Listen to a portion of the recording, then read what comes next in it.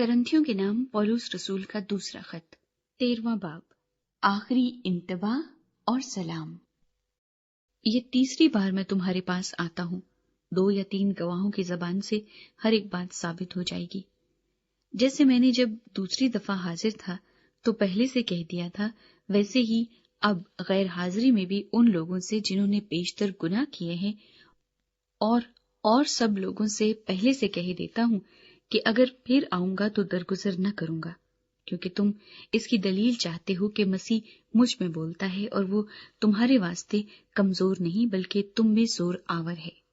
ہاں، وہ کمزوری کے سبب سے مصلوب کیا گیا، لیکن خدا کی قدرت کے سبب سے زندہ ہے، اور ہم بھی اس میں کمزور تو ہیں مگر اس کے ساتھ خدا کی اس قدرت کے سبب سے زندہ ہوں گے جو تمہارے واسطے ہے۔ تم اپنے آپ کو آزماؤ کہ ایمان پر ہو یا نہیں، اپنے آپ کو جانچو۔ کیا تم اپنی بابت یہ نہیں جانتے کہ یسوع مسیح تم میں ہے؟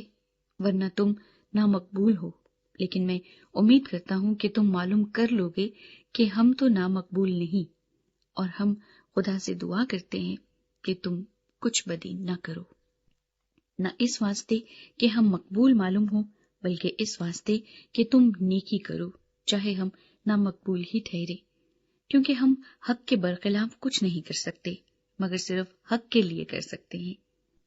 جب ہم کمزور ہیں اور تم زور آور ہو تو ہم خوش ہیں، اور یہ دعا بھی کرتے ہیں کہ تم کامل بنو۔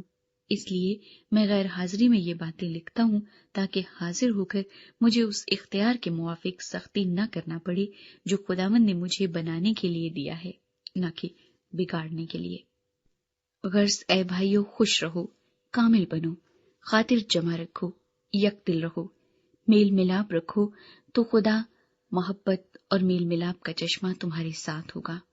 آپس میں پاک بوسہ لے کر سلام کرو۔ سب مقدس لوگ تم کو سلام کہتے ہیں۔ خداوند یسوع مسیح کا فضل اور خدا کی محبت اور روح القدس کی شراکت تم سب کے ساتھ ہوتی رہے۔